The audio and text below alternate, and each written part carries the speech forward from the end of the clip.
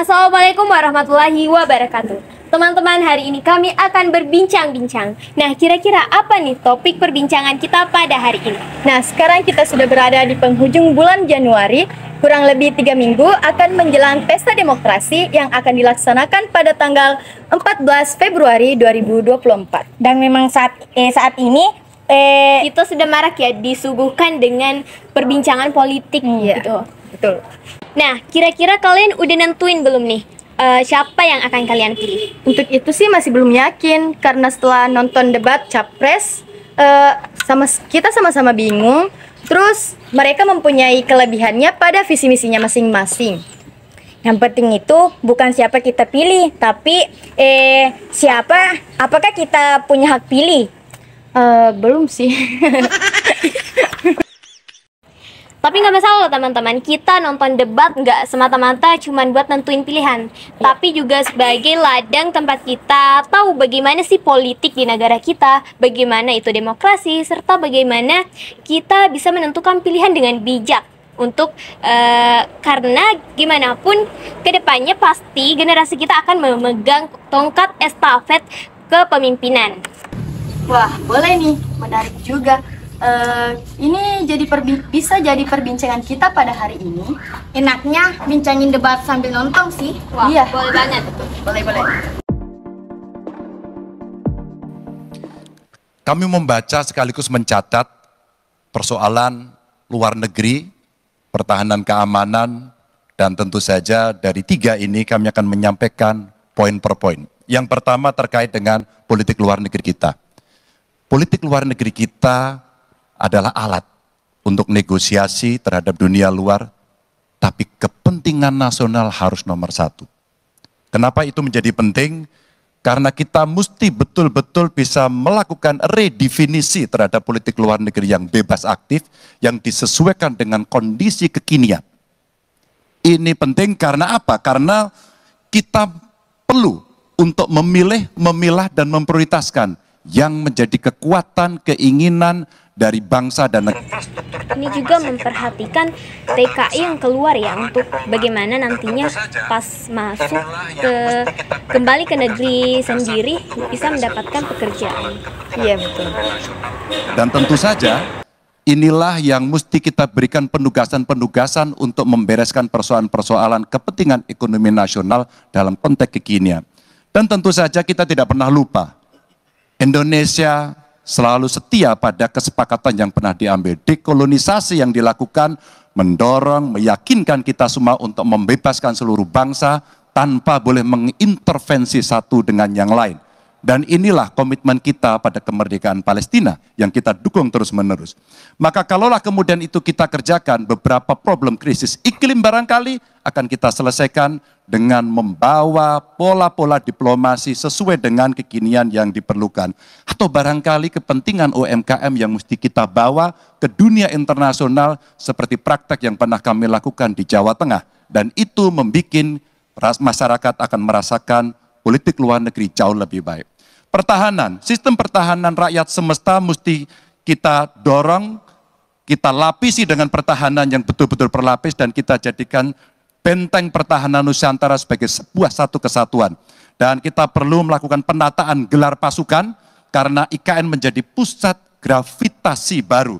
Dan ini bagian dari antisipasi terhadap tarung global antara Amerika Serikat dan Tiongkok. Untuk itulah pertahanan kita mesti. Paslon kali ini ingin agar kita bagaimana kita memanfaatkan teknologi dalam negara kita ini. Bisa dilakukan kalau anggaran dari Kemenhan itu 1-2% dari PDB, sehingga MEF kita akan bisa tercapai.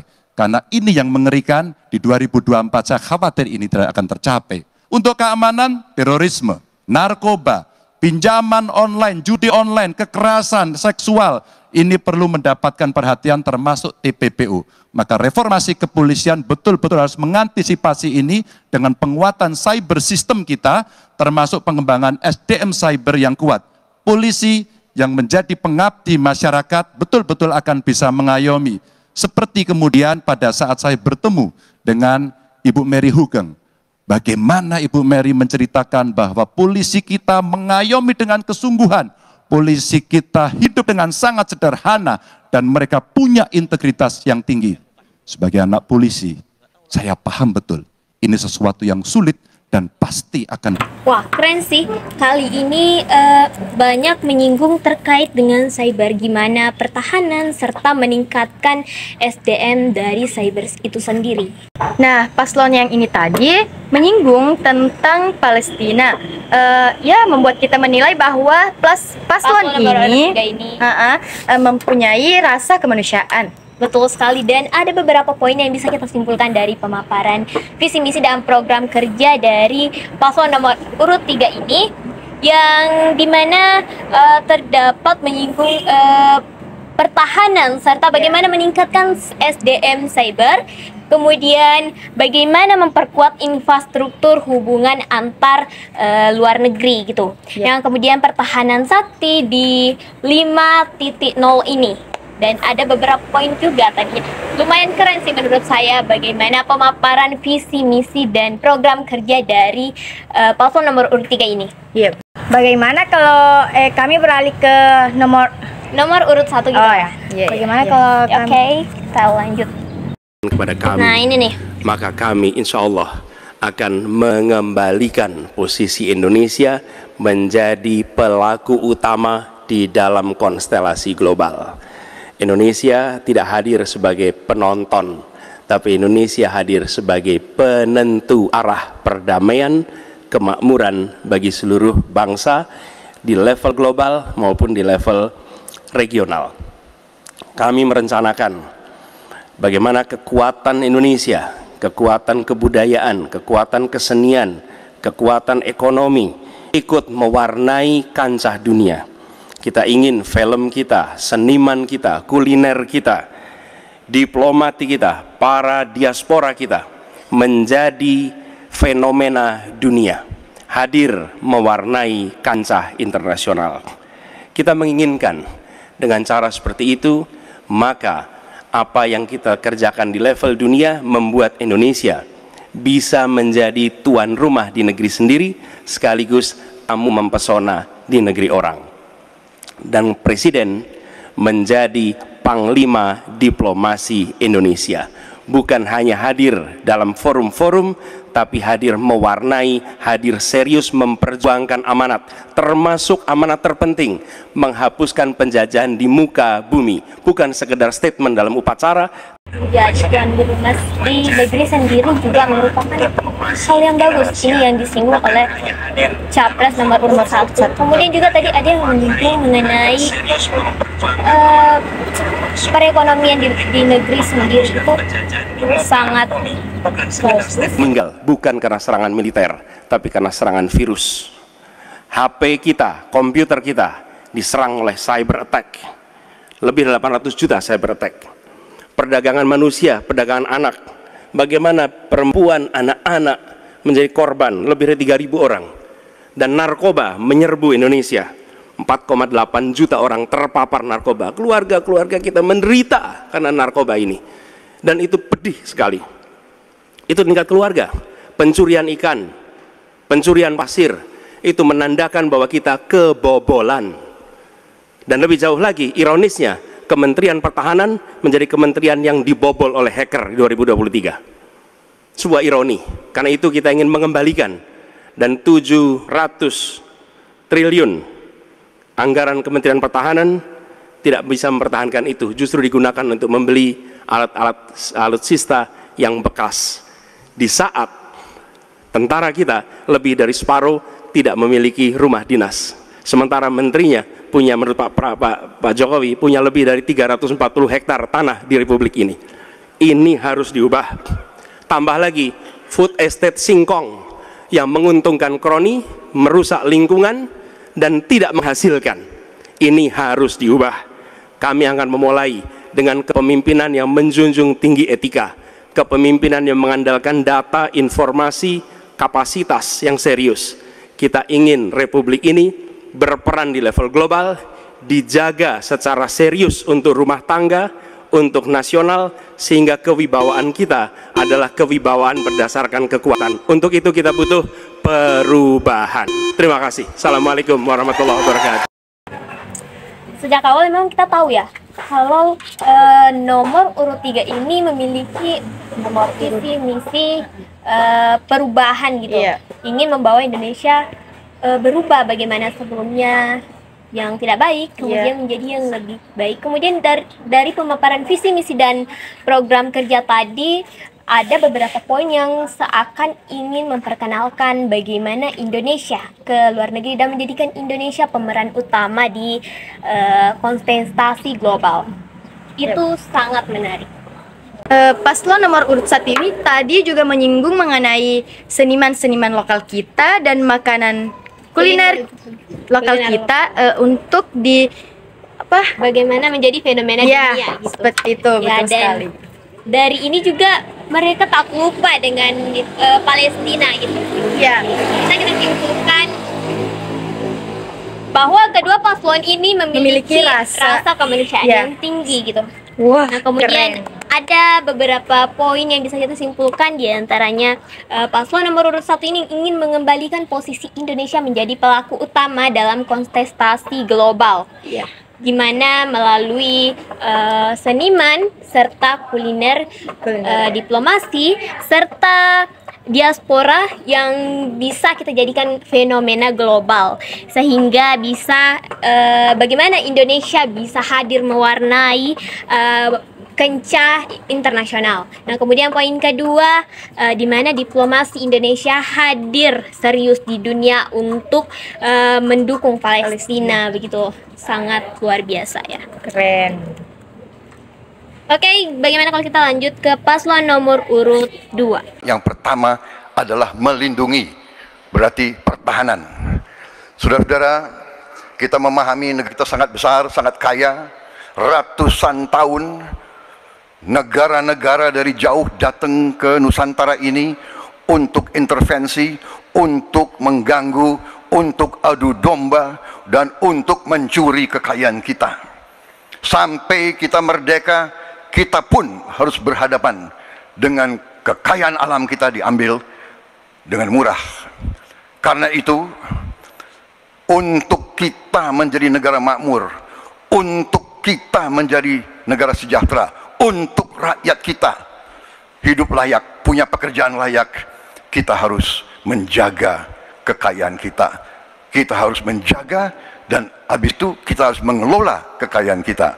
Saudara-saudara sekalian, politik luar negeri kita secara tradisi sejak awal kita merdeka adalah bebas aktif, adalah non-blok, tidak memihak, tidak ikut blok-blok, tidak ikut fakta. Ini akan saya teruskan.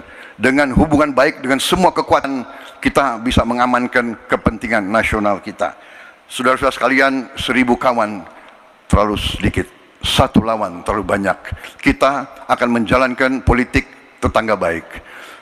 Saudara-saudara sekalian, kita bertekad harus punya pertahanan yang kuat. Mungkin ada yang asal bicara tanpa data, ya kan? Mungkin didorong oleh ambisi yang menggebu-gebu sehingga tidak objektif. Saudara-saudara sekalian, saya sebagai Menteri Pertahanan berpegang kepada doktrin, kepada strategi nasional, dan semuanya adalah atas dasar kepentingan bangsa dan rakyat Indonesia, dan saya mampu mempertanggungjawabkan, dan saya berkeyakinan hanya dengan pertahanan yang kuat kita akan dihormati, kita akan menjaga kepentingan nasional kita. Kalau kita buka buku ilmu pengetahuan yang paling dasar, kekuatan nasional harus ada kekuatan militer. Tanpa kekuatan militer, sejarah peradaban manusia mengajarkan bahwa bangsa itu akan dilindas seperti di Gaza sekarang ini. Akan diambil kekayaannya, akan diusir dari tanah airnya. Tidak bisa tidak, kita harus kuat. Kita harus kuat. Terima kasih. Wassalamualaikum warahmatullahi wabarakatuh. Baik, waalaikumsalam warahmatullahi wabarakatuh. Dari paslon nomor urut 1 tadi menyampaikan bahwa bagaimana budaya-budaya kita menjadi fenomena dunia. Lalu paslon nomor urut 2 ini lebih ke bagaimana menjaga dan mengelola ya kekayaan. Sehingga negara kita menjadi negara makmur dan sejahtera. Ya, seperti itu. Ya, sangat luar biasa ketika paslon ini menyampaikan visi dan misi serta program kerja di mana mereka memiliki kelebihan masing-masing gitu. Nah, sehingga kita sampai sekarang masih bingung. Dan untuk paslon nomor urut 2 tadi terdapat beberapa poin yang dapat kita simpulkan dari penyampaian visi, misi, dan program kerjanya, diantaranya menjaga dan mengelola kekayaan alam sehingga negara kita bisa menjadi negara yang sejahtera serta makmur. Kemudian yang kedua, mempertahankan politik bebas aktif dan menjadi tetangga yang baik untuk membuat pertahanan yang baik.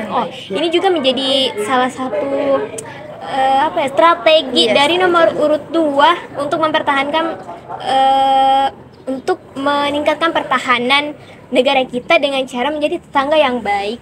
Cukup luar biasa. Dan kemudian ada strategi nasional atas kepentingan bangsa Indonesia menggunakan kekuatan militer yang sebelumnya belum pernah dibahas dari paslon nomor urut 1 dan nomor urut 3 gitu. Ya, sangat luar biasa. Ketiganya memiliki masing-masing kepentingan yang tidak dimiliki oleh paslon lain dan memiliki masing-masing kelebihan gitu, yang membuat kita masih bingung. Kami generasi muda, generasi pemegang estafet kepemimpinan di masa depan, berkomitmen untuk tidak golput. yang akan dilaksanakan yang bertepatan. Power Ranger.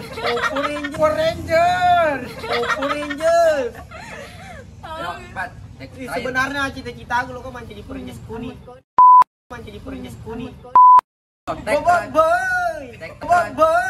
Tek terakhir.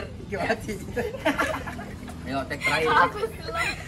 Tek terakhir.